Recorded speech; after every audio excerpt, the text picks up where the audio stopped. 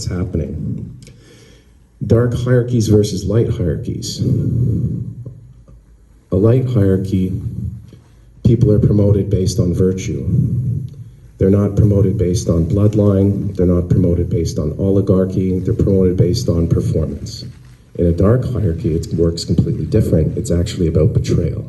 So the first layer, if you're willing to betray the person next to you, you get promoted. Then are you willing to betray the people you love? Then are you willing to betray yourself, your country, and everything? And as you betray more and more and more and more, you rise and rise and rise and rise, which is why we get these degenerative leaders and politicians running things and making the rules. Stress and competition. So there's a lot of methods to get the most out of the bricks. The bricks are bringing energy up from the base to the top, right? So how do we do it? We stress them. When you stress the bricks, you drive competition.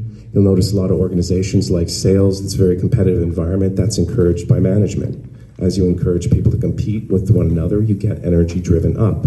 So it's like you shake the nodes and energy flows. Inherent laziness of bricks. Most people in an organization just going along to get along.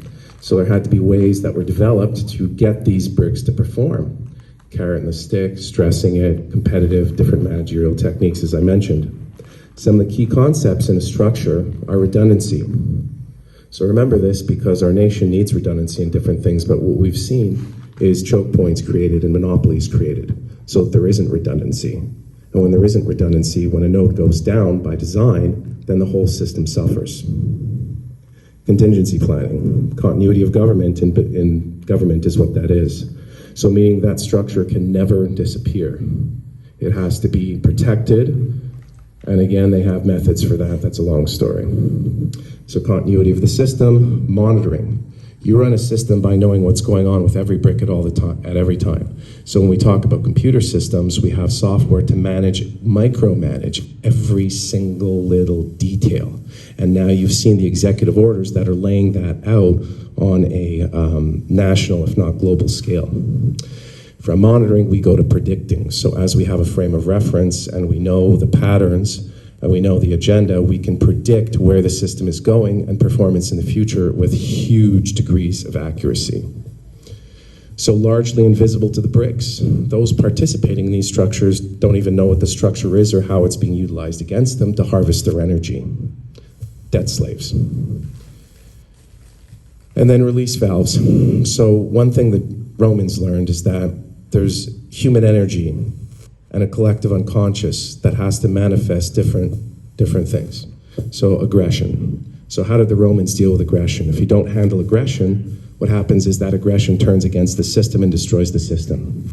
So they created sports, the arena, where you take all of your natural energy and you put it into something that doesn't matter whatsoever.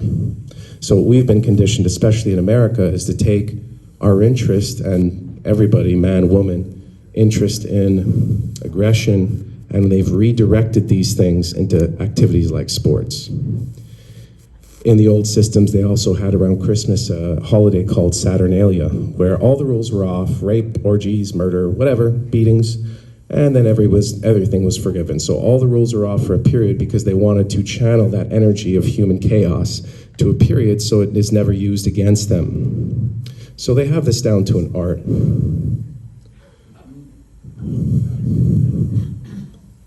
And if you see up there, actually, this is sorry, hard for me to see. That's the Supreme Court of the United Kingdom. Look at that eye. You think that's an accident?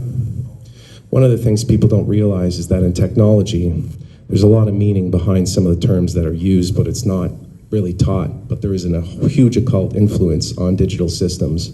And anyway, I'll get into that some other time.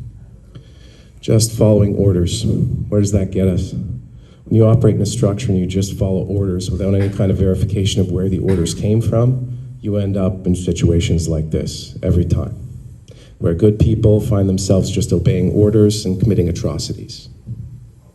So there has to be some way of validating the chain of command and holding them to account when this power is misused, but that isn't happening today. System dependencies, resources. So what's a resource? It could be people, staff, HR partners, right?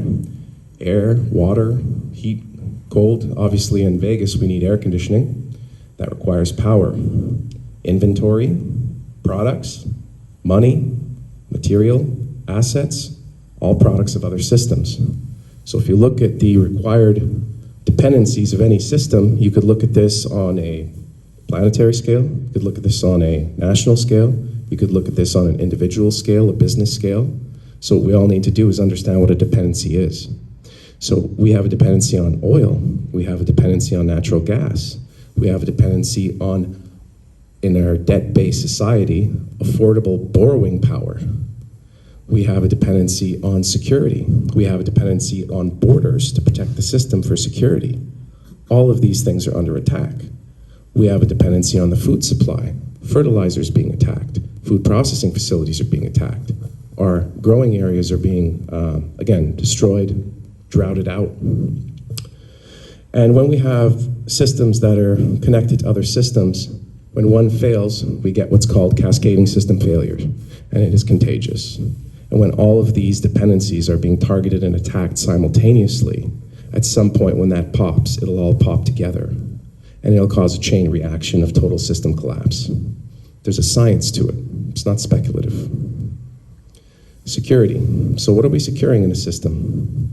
Securing data. And the government has now told us that all of our data is going to be available, transparent, and measurable at all times. So, security for them, privacy for them, not for us. Software, hardware, physical, virtual, perimeter security, internal, external communications, secrecy, response plans, continuity plans. So when we look at a perimeter security, when we don't have borders and we just let anybody in, that's infiltration into the system. That's not by design. That's not because they care about minorities or people crossing the border. That's not it at all. It's about infiltration and termination of the system.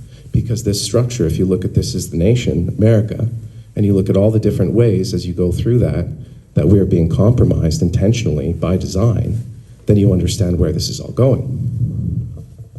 At the top of the pyramid, you get direction. This is why we have management at the top. And often, those in the structure itself and at the bottom have absolutely no idea what the direction is. And each layer tells a different lie. Oh, we're doing this for this reason. We're doing it for that reason. But the real direction comes from the people who manage these structures and their agendas. So interconnected systems and cascading system failure. When systems fail, they're connected to each other, especially with dependencies. So a system depending on another system. So the production of fertilizer was targeted in Florida. We have a phosphorus plant where this hurricane went over and sat there and devastated that whole region and took out our ability to produce phosphorus. Phosphorus is used for growing plants, for vegetables, for all kinds of fruiting plants, flowers. It's critical. That was destroyed. We have choke points. When we consolidate and monopolize different areas, we get nodes that can be terminated. And when we look at food processing, each and every one of these nodes is being targeted. We've had over 100 food processing facilities targeted in North America. These are war crimes. This is a war on us. Bottlenecks. So whenever you take a city, for example, I'll use military terminology. When you want to take out a city, what do? First of all, you map it. Next, you capture it. Then you shut down roads and you create a series of controllable entry points to that system, right? Then we have failure of redundancy. So redundancy and decentralization is supposed to give us resiliency. That's why I'm all for decentralization. Centralization is the opposite of stability. Parasites. People who understand this, businesses, groups, they position themselves to suck energy from these points. So if you can create a choke point and you could feed off of it, everything that passes through, you get money for, or energy in some way, shape, or form. That's why they're parasites. Irreversible gates. Once some things are broken, they can't be rebuilt again, because even with technological means, it's foundational. So for computers, we develop machine language, we develop programming, we develop visual programming, then we keep going up and up and up and up. When you take out the base, and that base isn't there anymore, and the system falls, it can't be rebuilt because the structures that were needed to build it are no longer there. For example, if we have steel smelting plants that were required to build industry in America, then we've been deindustrialized. Then we say, oh no, we want to reindustrialize. Do we have the steel production capacity to build anything anymore? No. Do we have the military weapons productions domestically anymore? No. Go ahead, John. How can we take advantage of it when those things fail? How can we take advantage of those things so that we can reverse things so that we have what we want? So we heard yesterday about people suggesting creating parallel systems so that when this system fails, that we would fall over to that. So I'll answer this with chaos theory. If you've never covered chaos theory, it's fascinating. What happens is, first of all, we have, they would say, closed systems. In truth, there's no closed systems. But when you're taking down a structure and you're creating chaos and you want order from chaos, recognize that? What they do is they create points of order. They will create a new blueprint. Now, when the system destabilizes and goes chaotic, you have what are called strange attractors. And evenly distributed through the chaotic system will be a central point, like the center of a hurricane. And all things spin around it, and within the center of that you have order. When the system starts to stabilize again, that order spreads and the system becomes controlled again. So what they're doing is they're creating chaos, and they have the blueprint for what they wanted to fail safe too. And for us to compete with that, we have to have a model that we can bounce to when they destroy the system. So what you're asking is, how do we get around that? We have to build a competing infrastructure.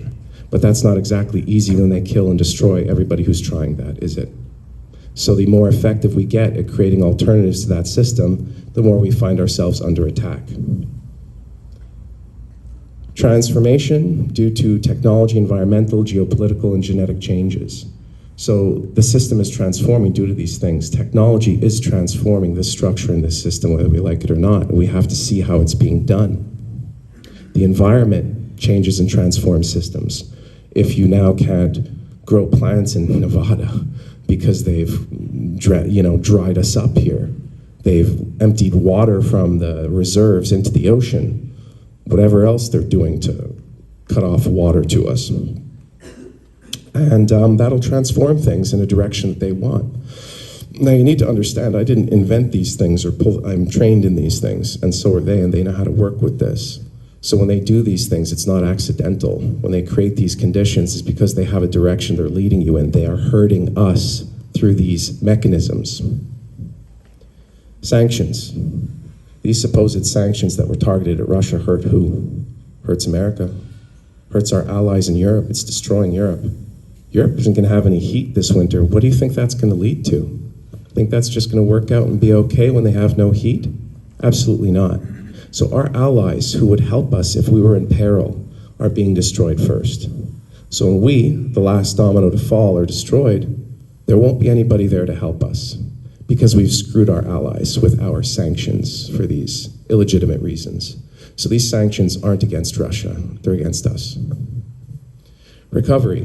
The only way to recover from cascading failure is by drastically reducing or turning off all traffic to the overloaded system. So when it starts to fail, what do? They cut everything. Absolutely everything. That's the Great Reset. Choking us out. Containers, labels, and relationships. So you have to understand how they create thought forms.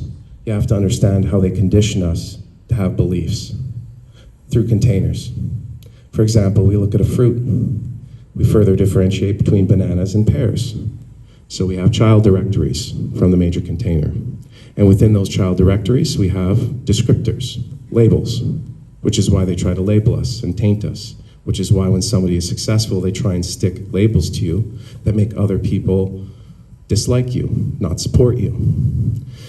So in a banana, it's yellow, sweet, potassium, etc. Pears, we have similar traits. And if you can connect bananas to a banana popsicle, okay, so now I say banana popsicle, what labels did you take from the banana's container and transfer over to the popsicle? You've got yellow, sweet, and in your brain subconsciously, you may have potassium there. But a banana popsicle doesn't have potassium. So they do this, and that's how they've worked us with food, just as an example. So we perceive value to something that is valueless because our brains do this automatically. So when they try and label us and say, okay, you're right wing, you're left wing, you're this, you're that, blah, blah, blah, it's because there are labels connected to those containers that they're trying to connect to us, right? For manipulative purposes. Go ahead, John. Yeah, I was told by a man who knows quite a bit that the whole thing operates by perception management. However we perceive something, that is how they operate. It is all about perception, and that's what forms our vision of reality. Henry Kissinger, military men are dumb, stupid animals to be used as pawns for foreign policy. Lovely man. Their power comes from us. So this is an interesting thing. When I first looked at the chain of command on these military documents, when I got to a strategic level, it looks much like this. It's chaotic and it's impossible to understand. It's security through obscurity. It is so complicated that an adversary, I couldn't even understand it. An adversary sure as hell wouldn't understand the command structure. So that's by design. And this is a website where you can find information. I can't verify it's all accurate, but I think it's an interesting psychological area to study.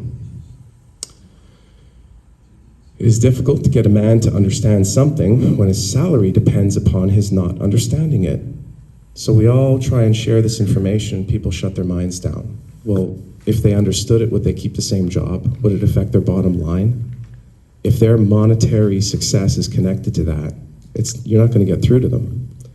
I don't think I can even see the other ones. Yeah, I can't see that one. But Edward Bernays, if you've never studied Edward Bernays, this is the godfather of propaganda. If you understood and read Edward Bernays, you would understand government. So you should pick up a book on that. Propaganda is the executive arm of the invisible government. And can I see that now? People live with the illusion that we have a democratic system, but it's only the outward form of one. In reality, we live in a plutocracy, a government of the rich. And there we go. So now you understand how systems work, you understand the hierarchy, you understand the concept of the triangle, the pyramid, and then you could start putting in all of the bricks and components and understand how they use them to harvest energy up for their agenda to whoever controls it. And every time you start peeling those layers back, looking up, up, up, up, you find yet another layer, yet another layer, yet another structure, yet another system. This is the rabbit hole when you start to investigate these things. Octagon. I don't know why people don't know about this organization. This is Black Sun. This is the entity behind the Nazis, the entity behind bankers. They operate out of Switzerland. They have bunkers. They're dark as it gets. And that's who's ruling things. People need to understand this. Octagon is the military arm of the aristocracy. These bloodlines go back a very long way. Not all of them can be in control and rule. So they all have little areas that they dominate. And that is managed. And they work together. So examine that. This is a very, very important slide. The progress cycle as general observations. Now I put this out so that you can understand it, but if I continue this in my book, it will be in more detail, but this is basically how it works. So they create a plan. They produce proof of concept. From proof of concept, they go to preconditioning you to accept it. Then they bring it to market, the new release, they mainstream it, update program, and when they're done with it, they scorch the earth, they scorch the technology. Discontinue, disconnect, disable, disavow, designed obsolescence. They're doing this with people. The reason they want to get rid of old people, I could only imagine if my grandparents were alive with all this COVID poppycock, they wouldn't have gone along with it. They see through it. It's nonsense, but those people are dead. And the people that would have the wisdom and experience to have seen the patterns of the control system, they want to get rid of them.